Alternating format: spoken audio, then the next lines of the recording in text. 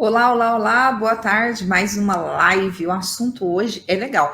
Eu até quero aqui, depois eu vou falar para vocês que eu fiz um monte de anotação, porque eu vou receber de novo uma professora querida, uma professora fantástica, uma professora muito dedicada ao estudo do direito tributário, que é a professora Lisandra. Doutora Lisandra, advogada tributarista, especialista em direito tributário. Está conosco aí no Ida Cursos, professora do Ida Cursos, está com um curso maravilhoso de ICMS, e esse curso aí para a área tributária, administrativa, o pessoal está gostando muito, tem muito feedback positivo. Mas, professora, antes, a gente vai dar um tempinho, vou passar a palavra para você, muito obrigada por disponibilizar seu tempo. E fala um pouquinho de você, enquanto eu vou compartilhando aqui nas nossas redes sociais. Combinado. Mais uma vez juntas, virtualmente. Estou muito feliz pelo convite. Patrícia, muito obrigada. Nós estamos realizando esse trabalho junto com o Instituto, né? Instituto Ida Cursos, Instituto de Desenvolvimento para a Advocacia. Lançamos agora em junho, no início de junho, o primeiro curso de ICMS, substituição tributária, legislação mineira. Eu verifiquei que o mercado ele possui vários cursos de ICMS, mas da nossa legislação de Minas Gerais são poucos. Então, esse trabalho nós fizemos em conjunto, estamos colhendo vários frutos maravilhosos, tenho recebido também resposta dos alunos, e com isso nós vamos aumentando aí o nosso compartilhamento de informações, que é esse o objetivo nosso, compartilhar informações. Não, e eu acho assim, eu vou falar que o curso está muito bem detalhado, foi um curso gravado no Sindicato dos Contabilistas do ano passado, então é um curso gravado em aula, mas ele está muito atualizado, porque a professora fez as atualizações dele até os dias de hoje, até semana passada a professora encaminhou material atualizado para os alunos. E tem umas petições que eu vou te falar, hein? Viu o curso, a pessoa já advoga. Tá incrível aquele negócio do ICMS. Até eu acho que eu vou advogar aí naquele negócio de ICMS. Eu fiz com muito carinho, porque eu falei, eu gostaria de receber aquele tipo de material. Então, eu tendo condição, né, com 19 anos aí na área tributária, com 13 anos como professora, então eu falei, eu vou ajudar os que desejam ingressar aí na área do direito tributário. E o curso tá fantástico. Mas hoje o nosso assunto, no meio de pandemia, tem tese boa de direito tributário. Estava até conversando com a doutora Lisandra, né? Ela falou, preciso julgar logo. Eu falei assim, não sei não, hein, que esse negócio aí dessa debandada econômica da pandemia, será que não é legal ficar mais tempo, essa tese lá, esperar um pouquinho? Mas enfim, nós vamos falar sobre esse assunto. Nós vamos falar exclusão do ICMS da base de cálculo do PIS/COFINS, tentativa de limitação foi impedida pelo STF. Então, é um assunto de muita importância no direito tributário, porque a professora me falou que envolve uma das maiores, e em valores reais, uma das maiores teses da legislação brasileira, né, professora? É o maior contencioso tributário hoje na Corte Superior. É o maior contencioso tributário hoje. Então, as empresas, né, nós estamos vivendo aí um momento excepcional, então as empresas têm que ficar atentas, porque muitas poderiam se beneficiar e podem se beneficiar, inclusive com essa decisão do Supremo Tribunal Federal. Professora, antes de iniciar, alguém aí dá um oizinho, diz se vocês estão ouvindo, se o áudio tá legal. Por quê? Para a gente continuar o assunto é de importância. Você não faz tributário? Eu sugiro você fique aí. A maior tese em direito tributário do país que está sendo discutido no STF, que quem entrar agora, antes da decisão dos embargos de declaração, pode ser abrangido. Não sei a decisão do STF, pode não ser boa, mas tem chance grande de ser uma decisão ex tunc, ou seja, retroagir essa tese a época da discussão, e aí abrangiu, ou não sei, prescrição quinquenária, professora, nesse caso, 5 anos, os últimos 5 anos? Dos últimos 5 anos, a recuperação dos tributos dos últimos 5 anos. Nós vamos falar dessas questões, das estratégias processuais, né? É possível, inclusive, Patrícia, verificar já o benefício na esfera administrativa, mas eu vou explicar o que vai poder fazer na esfera administrativa. E na esfera judicial também nós vamos passar aí as medidas cabíveis. Gente, fala aqui se vocês estão ouvindo ou não. Estou esperando a interação, não sei se o aplicativo ele está sendo distribuído, mas vamos começar. Eu acredito que esteja. Eu fiz as minhas anotações aqui para não passar nada em branco. Então, fiz as orientações, a professora me ajudou aqui para não passar nada em branco para quem quer agora atuar em direito tributário. Lisandra, fala um pouquinho do histórico. Linhas gerais dessa decisão do STF sobre a inconstitucionalidade da inclusão do ICMS na base de cálculo do PIS/COFINS. Como começou essa história? Conta aí para a gente um pouquinho do histórico, para a pessoa já entender o que é essa tese. Ótimo, Patrícia. Primeiro, eu só queria mencionar o seguinte. Eu vou procurar, Patrícia, abordar esses assuntos jurídicos demonstrando exemplos para que fique clara a compreensão, porque esse assunto é um assunto de um dos tributos mais complexos, né? Tanto o ICMS quanto as contribuições são tributos complexos. Então, eu vou tentar falar numa linguagem mais simples, e o momento que eu usar uma técnica da área do direito tributário, eu vou procurar falar de uma linguagem mais fácil para que todo mundo entenda esse assunto que é tão importante para o nosso país. Como eu falei, trata-se da maior causa tributária que tramita na Corte Superior, no Supremo Tribunal Federal. Maior contencioso da atualidade, né? Então, algumas dúvidas aí do alcance, dos efeitos, nós vamos abordar todos esses pontos. A primeira questão que você me pediu para tratar referente ao histórico. Vamos entender um pouquinho como é que foi essa discussão até chegar na decisão do Supremo Tribunal Federal e o que desenrolou de lá para cá. Bom, o tema é o 69 do Supremo Tribunal Federal. O Supremo Tribunal ele estabelece temas para os recursos extraordinários e para os agravos no Supremo Tribunal Federal. O tema é o 69. Essa ação, em especial, esse recurso extraordinário 574-706 do Paraná, tramita desde 2006, Patrícia, desde 2006 no Judiciário, e na sessão do dia 15 de março de 2017, a ministra Carmen Lúcia, então presidente do Supremo na época, proclamou o resultado. Qual é o resultado? O ICMS não compõe a base de cálculo para a incidência do PIS e da COFINS, dando uma das maiores vitórias de toda a história aos contribuintes. O que significa isso?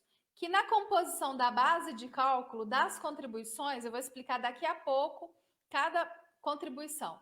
Destas contribuições não pode ter o ICMS, ele não pode estar lá dentro, na hora dessa análise para pagamento. Esse é um leading case, é um caso principal, e a tese, o ICMS não compõe a base de cálculo do PIS e da COFINS. Primeira questão, esse recurso extraordinário possui repercussão geral. O que significa isso? Vamos lá. É um filtro recursal. Ele foi instituído por uma emenda constitucional da Reforma Constitucional, foi a emenda constitucional 45 de 2004. Inclui a necessidade de a questão constitucional trazida aí no recurso extraordinário, esse que nós estamos falando, possuírem repercussão geral para que seja analisado pelo Supremo Tribunal Federal. O que é isso? O que seja repercussão geral? Qual que é a característica para que o Supremo Tribunal Federal avalie? Professora, característica para que o Supremo Tribunal Federal avalie. Parou nesse ponto, mas a doutora Lidiane Milhorim, ela falou que está ouvindo bem, mas o som da professora Lisandra está mais baixo. Obrigada aí, Marcos Apolinário, Joel, o pessoal está entrando. Boa tarde para vocês. Compartilhem, para a gente alcançar o maior número possível. Eu sei que o horário agora é 17 horas, né? Um horário bom, gente, horário excelente para ver live, aprender sobre a maior tese tributária do país. Professor, aumenta um pouquinho só o som. Aumentei aqui, vamos ver se melhora. Por favor, nos informem se houve a melhora aí. Eu estou colocando mais próximo aqui para poder falar bem e vocês nos escutarem aí corretamente, tá bom? Nos digam aí, por gentileza, se estão escutando direitinho. Vamos continuar, então. A repercussão geral, a característica da repercussão geral, né, são questões relevantes na economia política, na economia, na política, social e jurídico. Então, todo momento que uma tese, uma questão, ultrapassar os interesses da causa, então tem questões relevantes na economia, na política, social, jurídico, esse caso, economia e jurídico, ele tem a característica de repercussão geral. Então, e o fundamento também é para garantir essa racionalidade dos trabalhos e a segurança dos jurisdicionados, com efetiva uniformização dos procedimentos.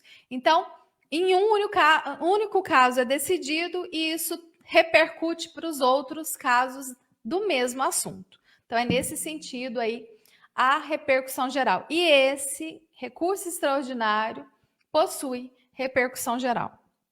Tá bom? Então, a Lidiane está falando aqui que melhorou. Que ótimo, muito obrigada. A recorrente foi a Incopa, Importação e Exportação Indústria de Óleo Limitada.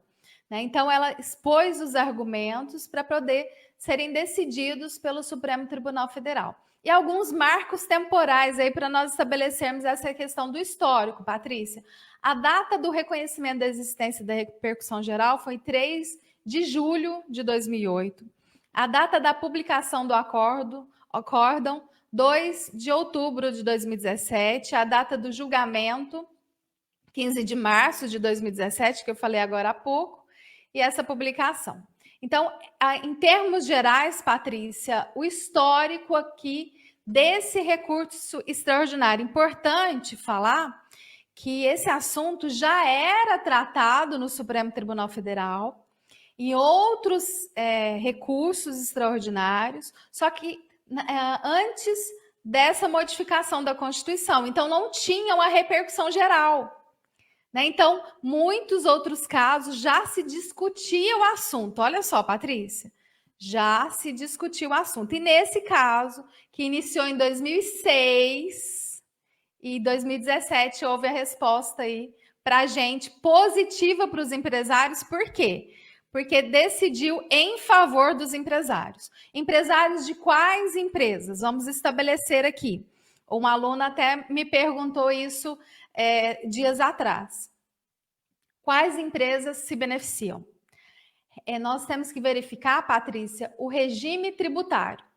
Se ela estiver no lucro presumido ou no lucro real, ela então se beneficiará dessa decisão do Supremo Tribunal Federal.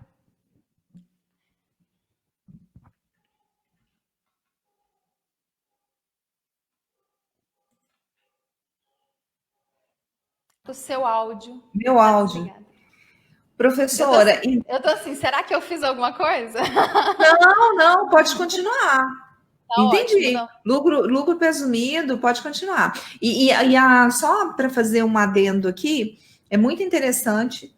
Agora, nesse momento de crise, as empresas estão loucas, né, com essa tese tributária, e talvez o impacto aí positivo, caso a tese seja reafirmada com efeito passado, seja uma injeção de dinheiro na economia. Mas vamos parar, vamos continuar na parte aí das empresas que podem se beneficiar dessa tese, professora.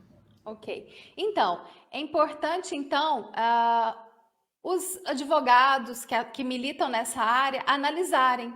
Então, se a empresa está no regime tributário, lucro presumido ou lucro real, verifiquem, porque é possível que haja, inclusive os últimos 5 anos, para poder pedir a restituição desses valores, Patrícia. Então, o ICMS não compõe a base de cálculo para a incidência do PIS e da COFINS. Então, em linhas gerais, esse é o histórico que eu gostaria de passar para vocês. Professora, continuando o assunto, essas contribuições do PIS, COFINS, enfim, elas financiam a Seguridade Social. Como foi o debate dessa situação à luz do artigo 195, inciso 1 da Constituição Federal? Como foi o cerne da discussão envolvendo as contribuições sociais, que tivemos aí reformas, enfim, uma discussão bastante impactante da fonte de custeio que não fosse suficiente aí para arcar com o sistema previdenciário? Ótimo. Então, o que aconteceu nesse processo? Qual foi a discussão? O artigo 195, inciso 1º, a linha B da Constituição da República estabelece o seguinte, permitam-me ler. A Seguridade Social será financiada por toda a sociedade de forma direta ou indireta, nos termos da lei, mediante recursos provenientes dos orçamentos da União, dos estados, do Distrito Federal e dos municípios, e das seguintes contribuições. Inciso 1º, do empregador, da empresa e da entidade a ela equiparada na forma da lei. A linha B, a receita ou faturamento. Então, olhem só. Isso é importante nós nos atentarmos. Então, o financiamento da Seguridade Social será por toda a sociedade, por meio das contribuições sociais e de acordo com esse dispositivo da Constituição sobre a receita ou faturamento. Então, vamos entender aí os conceitos para nós chegarmos à decisão, como é que foi colocado. O PIS é a sigla do Programa de Integração Social. Nós temos a regulamentação por meio da Lei Complementar 7 de 70, a contribuição tributária de caráter social, que tem como objetivo financiar o quê? Programa do seguro-desemprego, o abono e a participação na receita dos órgãos e entidades para trabalhadores privados. A COFINS é a sigla para Contribuição para o Financiamento da Seguridade Social. A regulamentação foi feita pela Lei Complementar 70 de 91, também de natureza tributária, aplicada sobre o valor bruto apresentado por uma empresa. Então, a contribuição COFINS financia a Seguridade Social, Previdência Social, Assistência e Saúde Pública.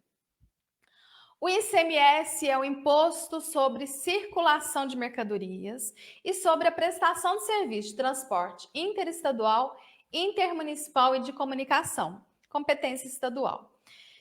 Nós falamos no início aí do curso, né, que nós lançamos em junho desse ano, com material, inclusive aulas bônus, material, um kit para vocês avaliarem aí a questão das minutas na área tributária.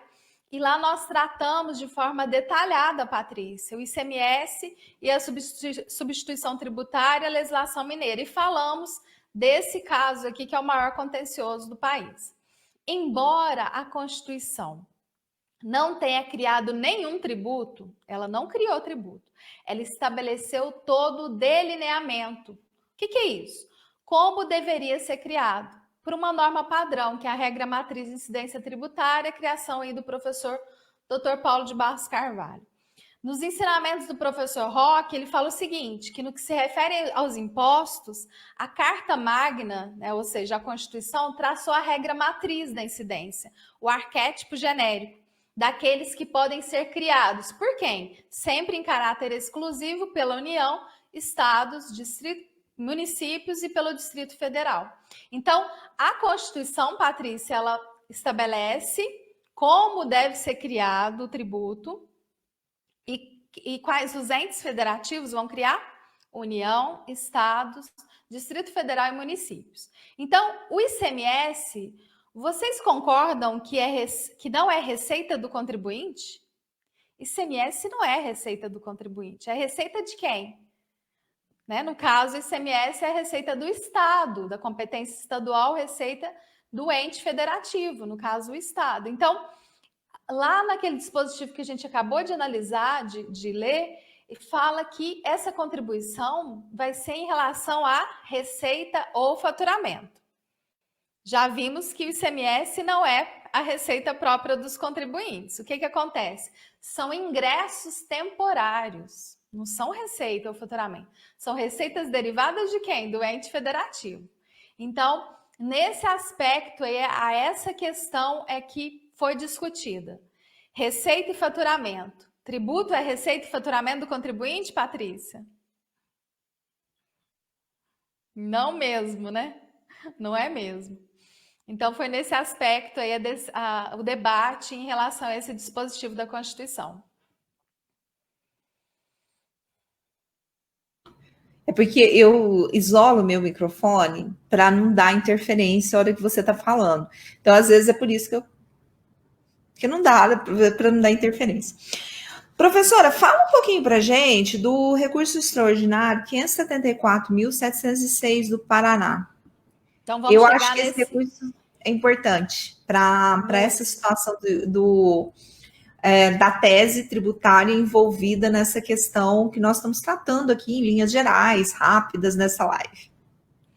Então, o julgamento desse recurso extraordinário, o leading case, o caso principal, foi em cima desses aspectos que eu acabei de comentar. Então, a empresa recorreu do acórdão do TRF, da quarta região.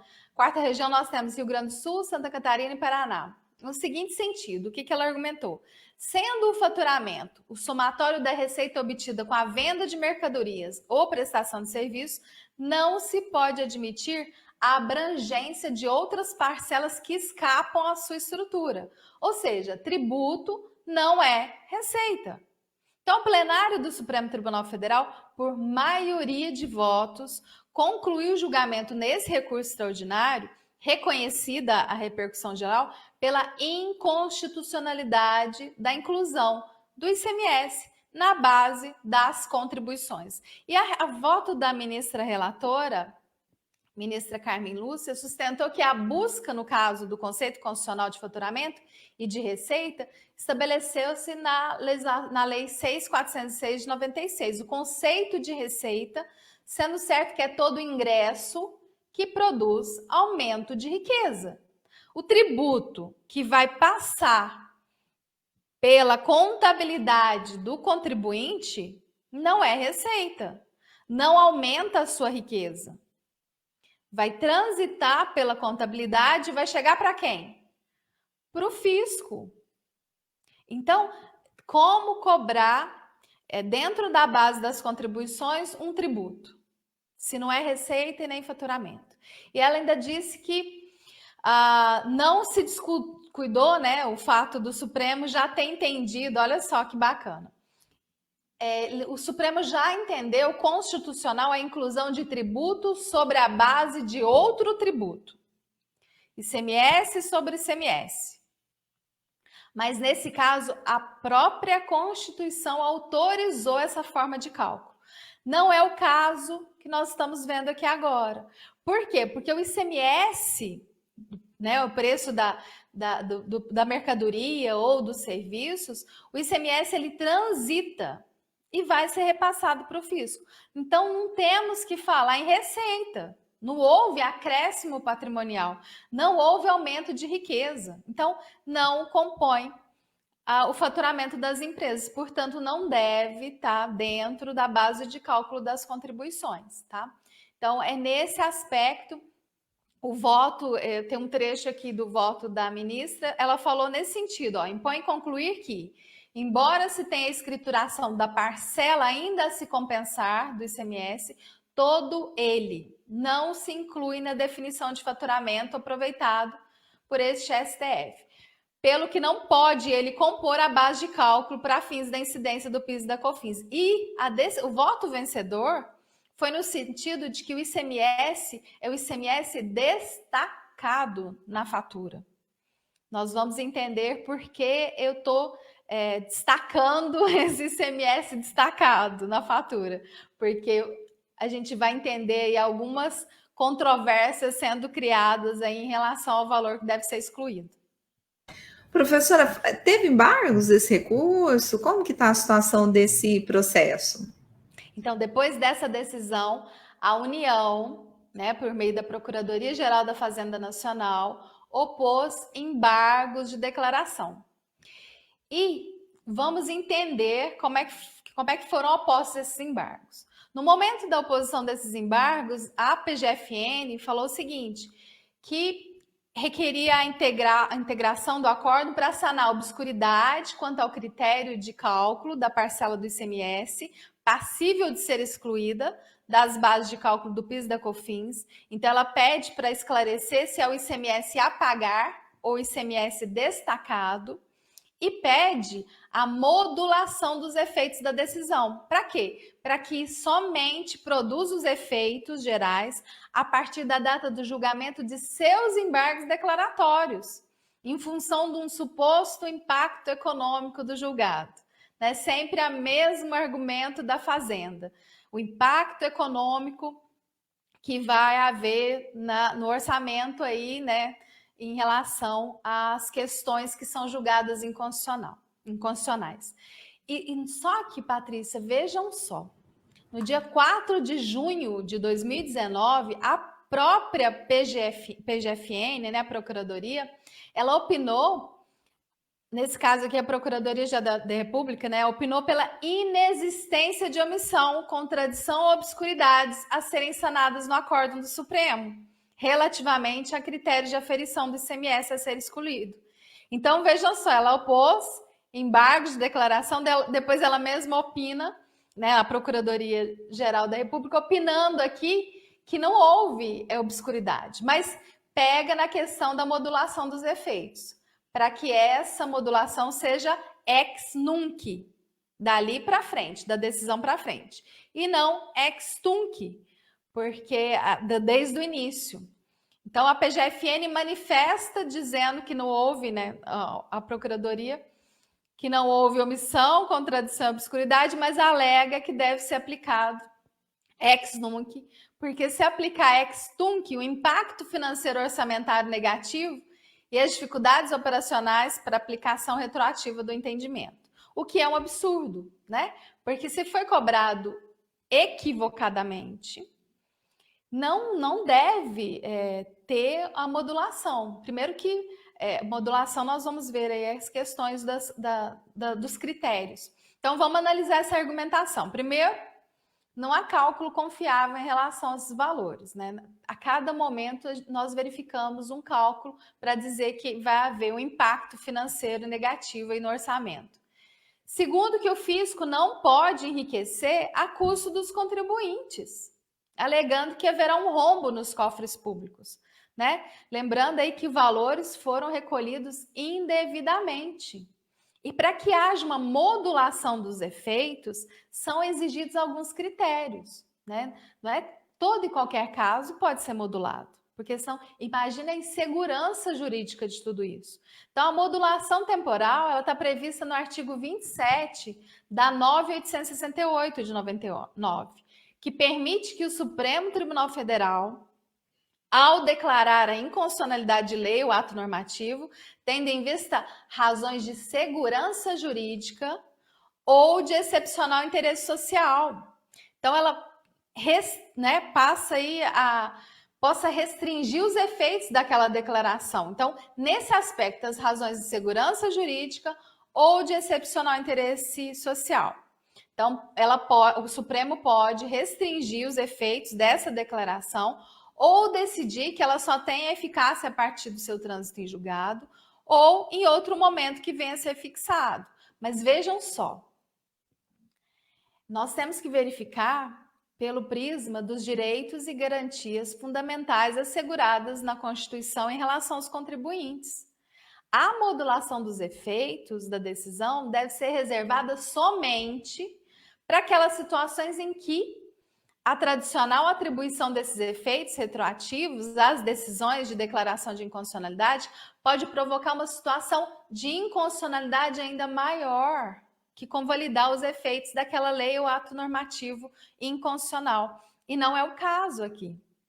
O caso aqui é que houve essa cobrança, é inconstitucional e entendo que os contribuintes têm o direito de ter esses valores de volta, porque se for estabelecida essa modulação, é um enriquecimento sem causa aí da União, no caso, né, das contribuições lá, por estarem dentro ali o ICMS. Então, no presente caso dos embargos, Patrícia, que foram opostos pela União, não apresenta nenhum argumento constitucional para embasar esse pedido, exclusivamente em motivos para proteger o quê?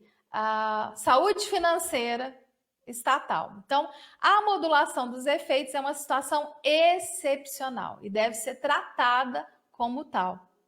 Né? Fica evidente aí que, se caso sejam modulados os efeitos dessa decisão de inconstitucionalidade, o ente federativo está se beneficiando de sua própria torpeza, porque foi ele o responsável por toda a situação de inconstitucionalidade. E isso fere o princípio da boa fé objetiva, que é um padrão ético de conduta. Né? Então, um dos pilares do Estado Democrático de Direito é a segurança jurídica. E se houver essa modulação, vai haver uma perda da confiança do cidadão no sistema jurídico, né? Gerando aí uma insegurança jurídica muito grande. Dias atrás, Patrícia, estava assistindo um webinar da APET de São Paulo, que é a Associação Paulista de Estudos Tributários, o tema Encontros com Grandes Nomes do Direito Tributário. E o professor Dr. Roca Arrasa disse o seguinte: ele demonstrou a importância de não poder haver a modulação dos efeitos, primeiro porque não existem requisitos, nós vimos agora há pouco os requisitos para modulação. E se houver modulação, como é que ficam as empresas que interpuseram as ações?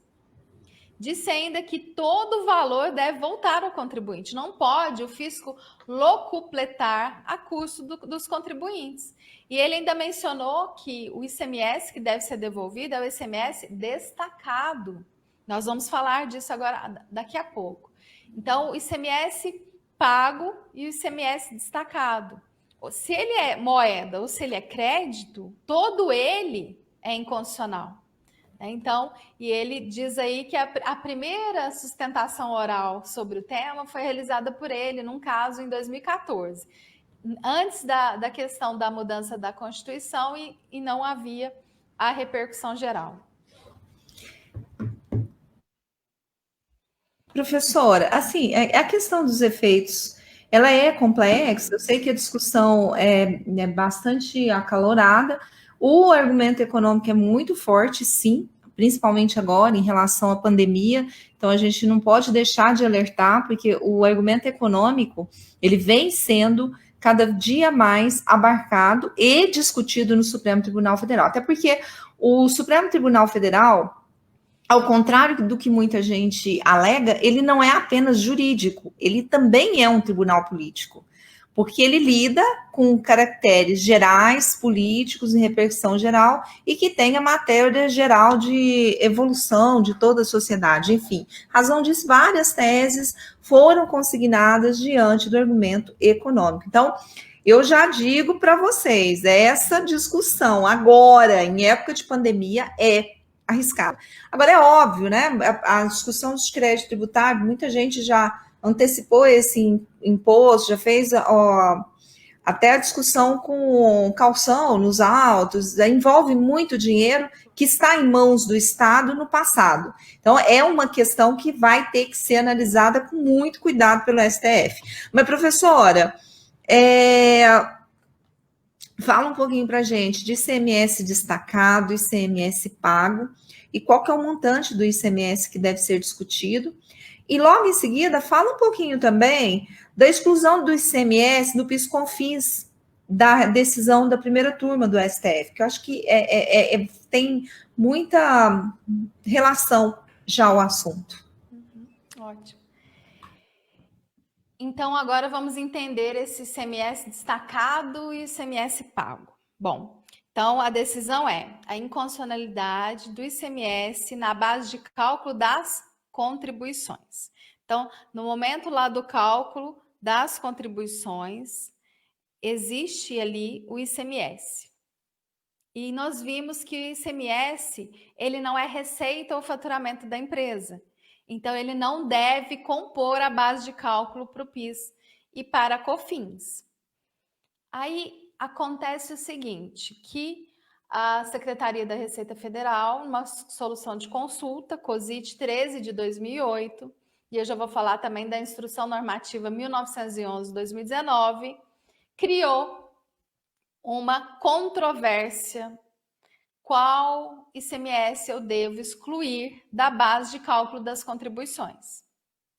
O ICMS ele tem uma sistemática que é um princípio e uma técnica, chamada não cumulatividade. Então, vamos entender aqui. O objetivo é limitar a incidência nas cadeias de produção e circulação de produtos e serviços. Para que ela serve? Para evitar esse princípio e essa técnica, evitam o efeito cascata. Então, nesse sentido, ao final da cadeia, o imposto cobrado não vai ser maior do que o valor da maior alíquota multiplicado pelo valor final da mercadoria ou do serviço. Então, o princípio da não cumulatividade, também uma técnica de cálculo do tributo devido. O princípio, então, tem como objetivo evitar a acumulação do tributo, né, sobre o faturamento aí dos contribuintes que operam ao longo de um ciclo econômico. Então, vamos ver essa técnica aqui para a gente entender o que é ICMS pago e o que é o ICMS destacado na nota fiscal. O ICMS destacado na nota fiscal é bem simples, o que vai estar lá da operação. Esse sistema também é conhecido como débito e crédito, onde é abatido o montante devido pelo contribuinte, o valor pago por este em etapas anteriores, em suas compras de bens ou serviços já tributadas pelo imposto. Então, vamos dar um exemplo para ficar mais claro. Nós temos aí a indústria, o atacadista, o varejista e o consumidor final. Então, temos esse ciclo econômico aqui, essa cadeia. Vamos dar um exemplo. A empresa compra mercadorias para revenda. Vamos supor que ela comprou uma mercadoria por R$100. Nesse exemplo aqui que nós estamos dando, vamos imaginar que a alíquota seja a mesma da compra e da venda, vamos supor 18%. Dessa forma, aí, por não ser a consumidora final, a empresa vai ter um crédito, né, de 100 reais, 18%, R$18. Então, nessa operação aqui, tem o ICMS de R$18. Na próxima, ou no momento da venda, ela é repassada. Vamos supor o produto virou 150, tendo gerado aí a obrigação tributária de quanto? 150, 18%, eu tenho R$27. Se é para não haver efeito cascata, o que eu vou fazer? Vou pegar esses R$27 e subtrair dos 18. Quanto é que eu vou ter que pagar de ICMS? 27 menos 18. Eu vou pagar quanto? R$9. Então, essa é a sistemática de forma simples, débito e crédito, aí para a gente entender um pouquinho da não cumulatividade, para evitar aí a tributação em cascata. Então, a questão é, compensa em cada operação o montante recolhido na etapa anterior. A pergunta principal é qual montante do ICMS eu devo excluir da base de cálculo das contribuições. Aí vem a consulta COSIT 13 de 2018 e posteriormente com a publicação da Instrução Normativa 1911 de 2019, a Receita falando que o ICMS a deduzir é o ICMS pago. Patrícia, tem muita diferença nisso, né? Então, nós vimos aqui, porque tem alguns casos que você tem tanto crédito que você não tem nada a pagar. E aí, eu não tenho direito a excluir da base de cálculo das contribuições? Como nós vimos o Dr. Roque Carrasa falando, todo o ICMS é inconstitucional. Que seja moeda, que sejam créditos, todo ele é inconstitucional. Por quê? Porque ele não é receita e não é faturamento. Ele apenas transita pela contabilidade. Então, não deveria compor.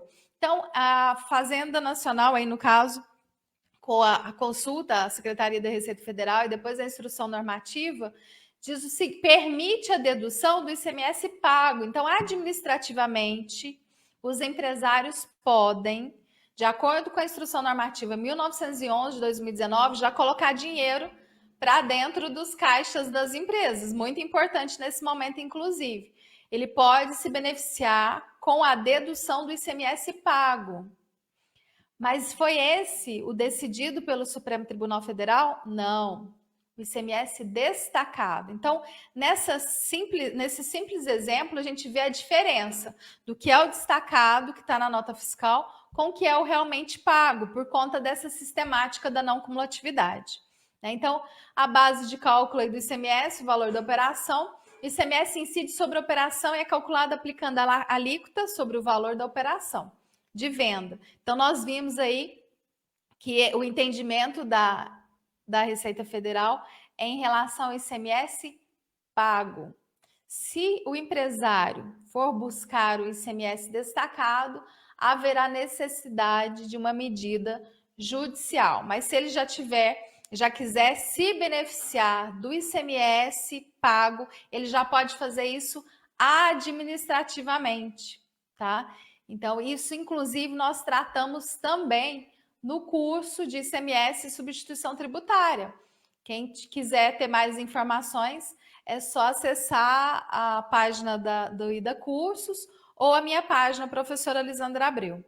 Você comentou, então, da questão da limitação, né? O entendimento aí da limitação dessa questão aí do ICMS. Antes disso, deixa eu só falar mais um pouquinho aqui do entendimento dessa consulta.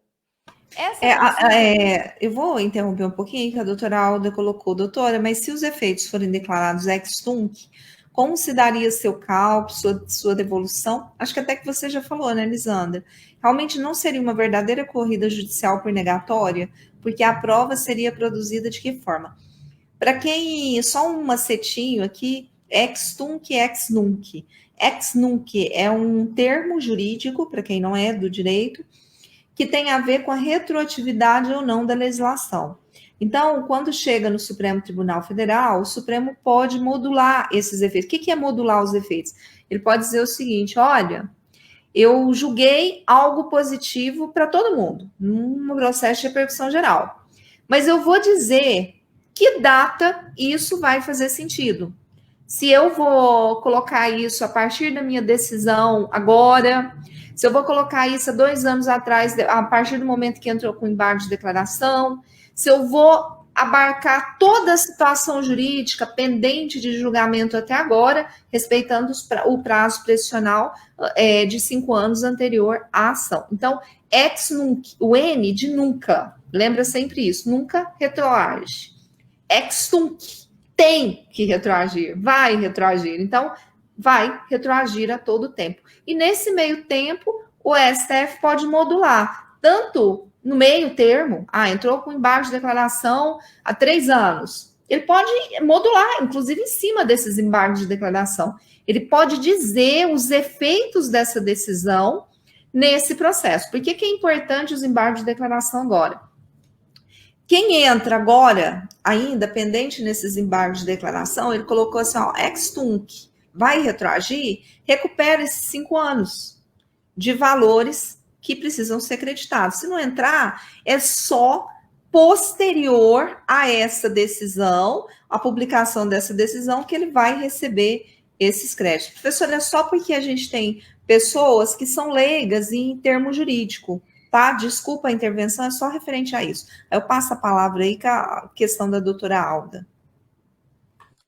Eu lhe agradeço, porque eu falei que ia falar de uma forma simples, e você está me ajudando aí, porque o ex-tunc e o ex-nunc eu não tinha explicado. E você explicou de uma forma que ficou muito fácil de entender. Muito obrigada.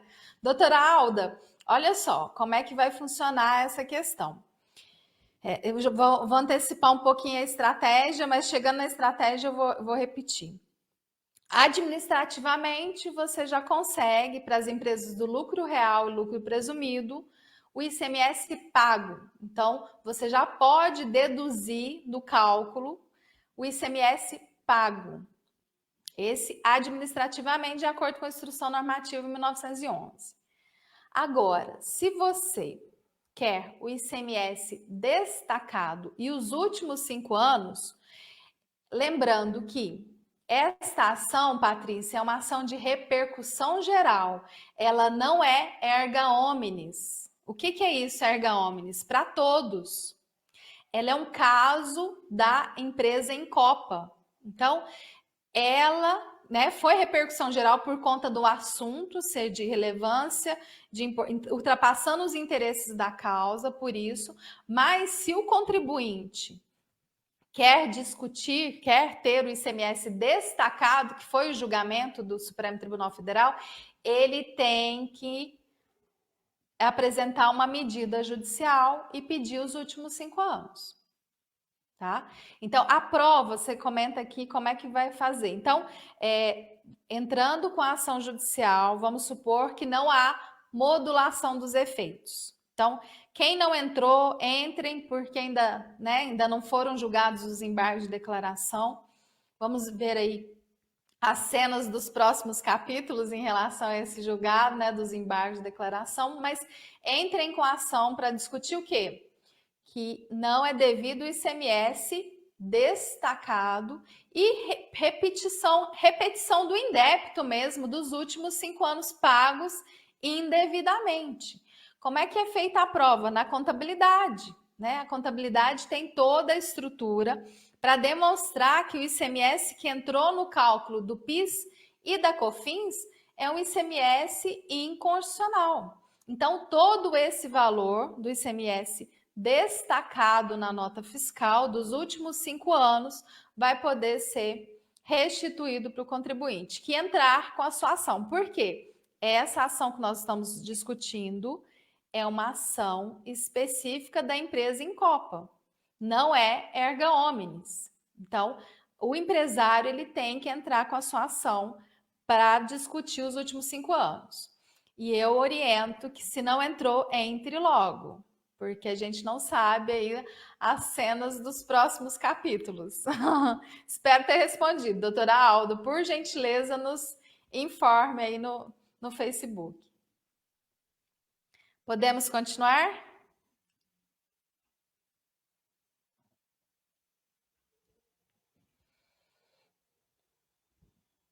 O áudio está desligado, Patrícia. Eu esqueço. Cabeça. Ó, eu até vou continuar, porque nós já estamos com 46 minutos aqui de live. Colocando aí todo o assunto que eu queria tratar nessa live para que as pessoas entendessem do ICMS, se tem outros tributos que essas decisões do Supremo Tribunal Federal pode dar ensejo para ser discutido, e estratégia aí, alguma estratégia processual que a professora possa colocar na esfera administrativa, judicial, para quem está vendo, né, o pulo do gato. Mas acho que o pulo do gato tem que comprar o curso CMS. Comprar não, gente. O curso é maravilhoso. Não tem. A professora colocou lá um valor do curso que eu falei, nossa, Lisandra, você é louca. Ela falou, não, eu quero dar acesso aos meus alunos. Aqui no interesse não é nem financeiro, eu quero dar acesso, porque é muito importante. Então, tá muito, muito, muito, muito bom. Não sei por quanto tempo, mas está muito bom. A doutora Alda falou assim, obrigada, respondeu assim. Passa a palavra aí, professora, para colocar isso. Se existem outros tributos a ser questionados, e essas estratégias, dicas, né? Umas 3, 4 dicas aí de estratégia, uma dica, o que for, para os nossos alunos referente a essa tese. Perfeito, Patrícia. Eu vou só mencionar a questão da tentativa de limitação que foi afastada pelo Supremo Tribunal Federal. Daí eu já passo para as outras teses, que são chamadas teses filhotes, né, que vem em relação a esse entendimento do Supremo Tribunal Federal. Bom, com essa questão de não ter julgado ainda os embargos de declaração, algumas tentativas de limitação, e agora afastadas pelo Supremo Tribunal Federal. A primeira turma do Supremo Tribunal Federal, ela derrubou um dos pedidos da Procuradoria-Geral da Fazenda Nacional na tentativa de reduzir o impacto em 250 bilhões da exclusão do ICMS da base de cálculo das contribuições do PIS e da COFINS. Então, foram 4-1 dos ministros da primeira turma que decidiram o seguinte, que esta decisão, nesse recurso extraordinário, aplica mesmo após a entrada em vigor da Lei 12.973 de 2014. Vamos entender um pouquinho essa mudança aí. A 12.973, ela entrou em vigor em 2015 e ela passou a definir a receita bruta como base de cálculo do PIS e da COFINS. Alguns tribunais regionais federais, por meio dos seus desembargadores, vêm aplicando essa lei como limite da decisão do Supremo. Vejam só, o Supremo não julgou aí nos embargos de declaração que questiona a decisão da Corte pela retirada do ICMS proferida aí em 2017. Então, já foi retirado de pauta por 2 vezes, Patrícia. A primeira, 5 de dezembro de 2019, que estava na pauta para ser decidido, os embargos de declaração não foram decididos. Depois entrou na pauta no dia 1º de abril de 2020. Bom, 1º de abril de 2020, a data é até sugestiva, né? Também não foi decidido. E com isso, o que está gerando? Uma série de questões que estão chegando por meio de reclamações no Supremo Tribunal Federal. A primeira turma disse o seguinte: o que foi avaliado foi a questão constitucional. Não foi uma mudança de lei que vai modificar o entendimento constitucional. Porque se nós quiséssemos, Patrícia, analisar a questão da legislação, nem seria no Supremo Tribunal Federal, seria no STJ. Então, deixou muito claro o ministro Fux, Luiz Fux, analisou o seguinte, que apesar do acórdão que exclui o ICMS da base de cálculo PIS e COFINS mencionar a Lei 9.718 de 98, a decisão se deu a partir da análise do conceito de faturamento, base de cálculo do PIS e da COFINS, conforme os dispositivos constitucionais que nós vemos no início. Então, sobretudo, que veicula a regra da não cumulatividade do ICMS. Então, não parece ser possível que uma alteração legislativa que venha posteriormente vá mudar uma análise constitucional. E nisso, alguns tribunais regionais federais estavam avaliando como limite. Então, até ali poderia haver a exclusão do ICMS da base de cálculo do PIS e COFINS. O Supremo falou, não há limitação. Ele analisou aí, o Supremo analisou a perspectiva constitucional e não legal, mesmo porque a perspectiva legal é tratada pelo STJ. Então, a demora no julgamento dos embargos estão gerando todas essas incertezas que nós estamos acompanhando aí. E a questão que você mencionou das teses, quais são as outras teses que são filhotes, vamos falar assim, né? Teses filhotes desse julgamento. Eu vou falar algumas aqui. A exclusão do ISS da base do PIS e da COFINS. Vimos, tributo não é faturamento, não é receita, então ela não poderia compor a base das contribuições. Exclusão do ICMS e ISS da base de cálculo da CPRB. A CPRB é a contribuição previdenciária sobre a receita bruta, também é uma tese, é uma oportunidade tributária. Vejam só, as oportunidades tributárias para as empresas. Fiquem atentos, os advogados, nesse aspecto, porque são várias oportunidades. E hoje o empresário ele necessita mais do que nunca de oportunidades tributárias para se manter no mercado. A exclusão do ICMS, substituição tributária da base de cálculo do PIS e da COFINS. Outra tese, ICMS também não integra o imposto de renda pessoa jurídica e a contribuição social sobre o lucro líquido da empresa, que optaram pelo lucro presumido. Temos também a exclusão do PIS e COFINS da sua própria base. Outra tese, exclusão do PIS e da COFINS da base de cálculo da CPRB. Então, estas são outras teses que o fundamento é em relação a esse leading case. Agora, as estratégias processuais, caminhando aqui para o final. As estratégias. Bom, nós vimos aqui que administrativamente o empresário pode, já com base nessa instrução normativa 1911, se beneficiar do quê? Do ICMS pago. Só que foi essa a decisão do Supremo? Não. Foi o ICMS destacado na nota fiscal. Como vimos ali no exemplo, ele é maior do que o ICMS pago. Agora, judicialmente, que eu já adiantei para a doutora Alda, medida judicial com pedido de liminar com o objetivo de suspender e afastar o recolhimento do PIS e da COFINS sobre o ICMS e a recuperação dos últimos 5 anos. Por enquanto, não houve modulação. Então, os empresários que ainda não se atentaram, por gentileza, procurem seus advogados para que entrem com essas medidas judiciais. E a possibilidade, nos casos aí, você mencionou, Patrícia, no caso que o empresário fez um depósito judicial, né, nos processos que estão em curso, então, de pedir aí um cumprimento provisório diante dessa decisão do Supremo Tribunal Federal e solicitar aí o levantamento desses valores.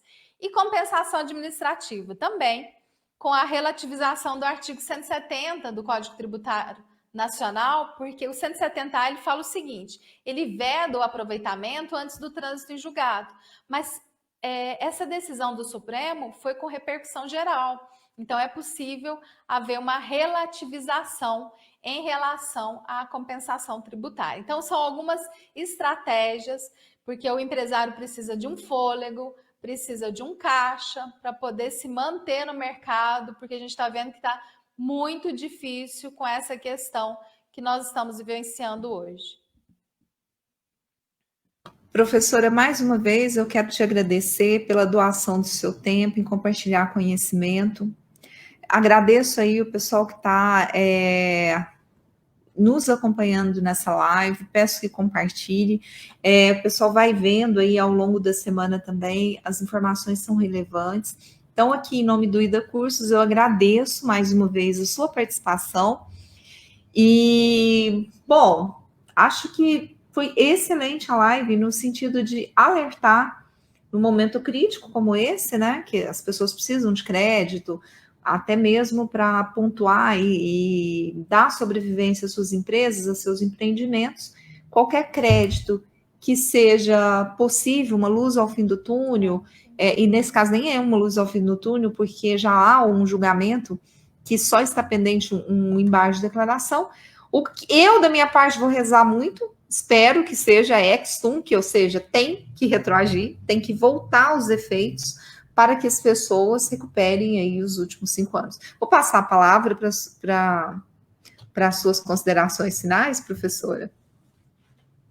Patrícia, mais uma vez, muito obrigada.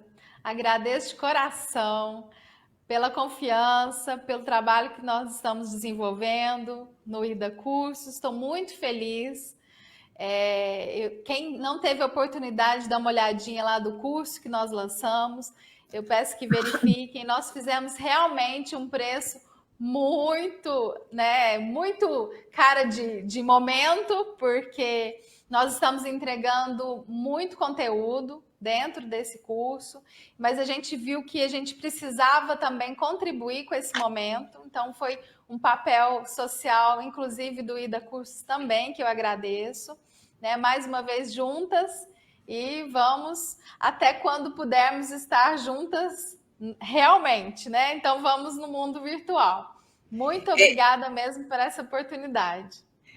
Eu quero agradecer a todo mundo que participou aqui, Lidiene, Alda, Joel, aos alunos aí do IDA Cursos, Marcos Apolinário, tantos outros que passaram, deixaram aí as suas considerações. E forte abraço, usem máscara, cuidado com a pandemia, vamos voltar ao país a crescer, vamos controlar tudo aí. Então, o IDA Cursos e a Patrícia e a professora também recomenda, usa máscara. Cadê a minha aqui? Que bonitinha, ó. Aqui, ó. Vamos nos proteger. Daí. Vamos proteger, cobrindo o nariz e boca, para a gente voltar a construir um país maravilhoso. Forte abraço. Vamos proteger quem que a gente ama, né? Quem a gente ama. E muito obrigada. Fiquem bem.